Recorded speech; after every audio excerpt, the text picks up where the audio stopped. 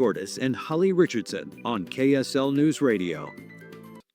The president now calling for fewer childhood vaccines, recommending that children be vaccinated against 11 diseases. That's down from the previous 18 recommended by the CDC.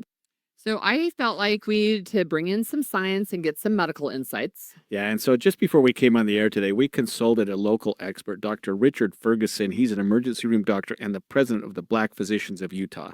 Look, we have some questions about this new executive order from President Trump. What your first response is to this executive order changing the schedule for childhood vaccines?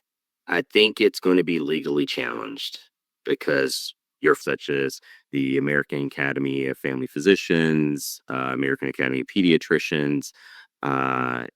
It will be challenged for sure, because this is going against science that's been vetted for decades, and also very misleading. The statements our president made yesterday, it only causes harm for people that maybe will trust someone that's not a physician over their physician. For the statements he made, it just increased a lot of fear. I feel if people really take him at his word and what they say, because his evidence was they. Who is they? But it's really harmful. So I want to try to make sure we can try to reassure parents, because we're right about to go into the school year. People are getting appointments set up. They're worried. I want to try to dispel some of that. What is happening with this change? What specifically, if you're a parent, should they know about how this is different than the current vaccine schedule? What he's trying to initially do, one, this is part of that overall of trying to reduce the number of vaccines in total given in childhood, and then wanting to space them out. So the first one is that brings the most striking attention is the MMR, measles, mumps, rubella.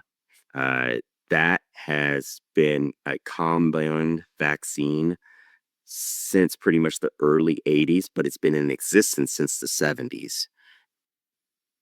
Now you're spacing it out, as opposed to having one shot, you now have three. There's some shots where it's actually 5 in 1.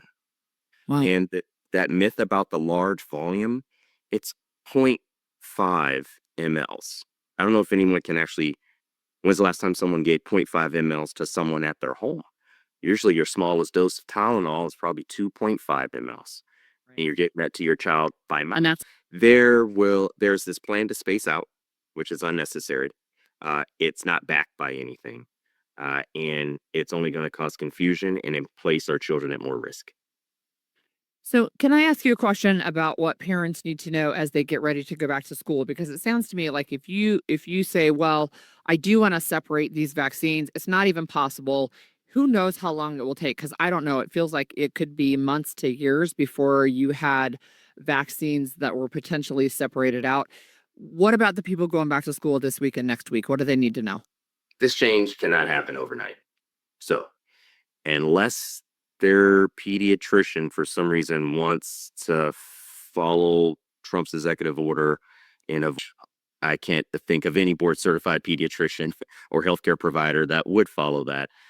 This is not going to impact school vaccinations at all, or coverage of school vaccinations. Don't abandon your child's vaccine schedule because of yesterday's announcement. Talk with your pediatrician, and they will reaffirm that your pediatrician will continue to follow the evidence-based schedule that is currently out there, that I'm currently going to do for my child. President of the Black Physicians of Utah on the executive order yesterday by President Trump. And it was interesting, this particular doctor that we just talked to, Richard Ferguson, has a 6-week-old child. Mhm. He said, I'm going to, not necessarily it's foolproof, there are no risks, but I, as a parent, I'm going to get my child vaccinated. And that child is most vulnerable to measles right now because he can't get vaccinated.